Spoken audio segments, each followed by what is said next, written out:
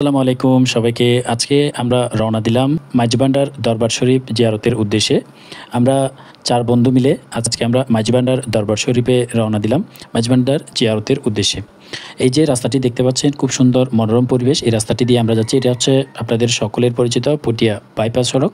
তো বাইপাস সড়কটি বৃষ্টি হলে বা একটু মেঘ করলে কিন্তু আরও বেশি সুন্দর লাগে। তো আজকে সম্পূর্ণ দরবার আপনাদেরকে ঘুরে দেখাবো যে দরবারে আসলে বর্তমানে কী অবস্থা, এবং আপনারা যদি জিয়ারতের উদ্দেশ্যে যেতে চান তাহলে অবশ্যই চাইলে আপনারা রিজার্ভ সিএনজি অথবা যে কোনো গাড়ি করে যেতে পারবেন। তবে আমরা যাচ্ছি ভিন্ন স্টাইলে, সেটা হচ্ছে আমরা লোকাল বাসে করে যাচ্ছি, যেগুলো হচ্ছে আপনার সরাসরি চাঁদগাঁও থানা পর্যন্ত যায় এই বাসগুলো। এই যে দেখতে পাচ্ছেন এখন আমরা আছি পটিয়া বাইপাসের যে ইন্দ্রপুল বলে, ইন্দ্রপুল সড়কে আমরা রয়েছি। পটিয়া মডেল মসজিদ, খুব সুন্দর মনোরম পরিবেশ। এই যে এটা হচ্ছে পটিয়া মডেল মসজিদ।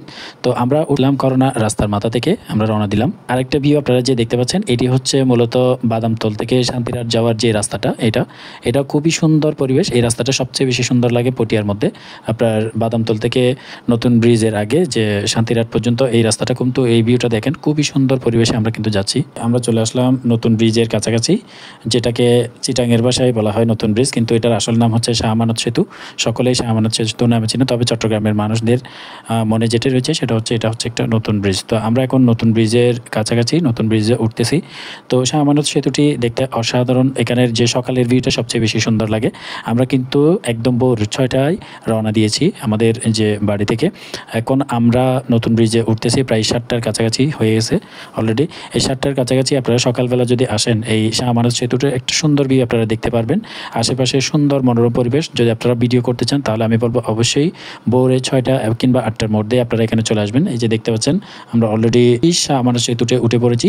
এই যে দেখতে পাচ্ছেন খুবই মনোরম পরিবেশ, অসাধারণ ভিউ।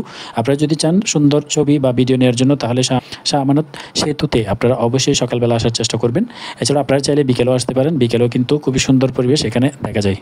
তো পার হয়েই আমরা একটা সিএনজি করে অক্সিজেনে চলে যাব। অক্সিজেন থেকে সরাসরি দরবারের গাড়িতে উঠলাম, উঠেই আমরা দরবারে পৌঁছে গেছি।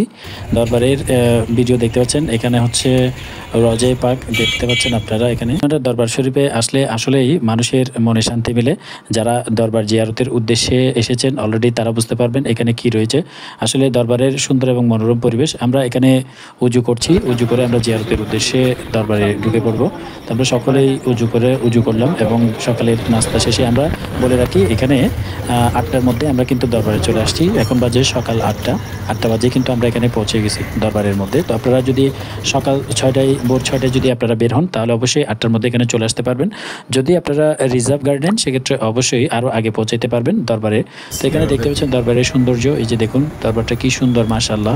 এখানে আপনারা আসবেন জিয়ারতের উদ্দেশ্যে। তো বলে রাখি অনেকেই বলে যে মাজারে সিজদা দেওয়া কিংবা মাজারে যাওয়া হারাম। আসলে এটা যারা বলে তারা বোকা মানুষ। আপনারা যদি আউলিয়া একরামদের কাছে চান সেটা হচ্ছে সরাসরি না, সেটা উসিলা মাত্র। এই আউলিয়া একরামরা হচ্ছে উসিলা।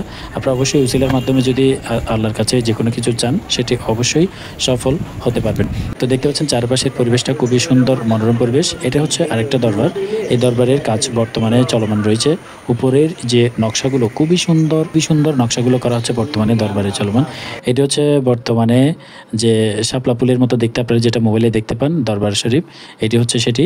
তো এটার নাম আমি কমেন্ট বক্সে দিয়ে দিব, এগুলোর সবগুলোর নাম। কি সুন্দর মনোরম পরিবেশ। আসলে এই দরবারের যে আশেপাশের পরিবেশটা ঠান্ডা, একদম নর্মাল পরিবেশ। আপনি এখানে আসলে আসলেই মনের মধ্যে অসাধারণ একটা শান্তি পাবেন।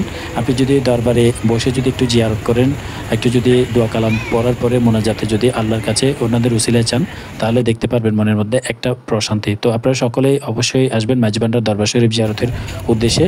যদি আসতে চান বা ঠিকানা জানতে চান সেক্ষেত্রে অবশ্যই কমেন্ট বক্সে জানাবেন।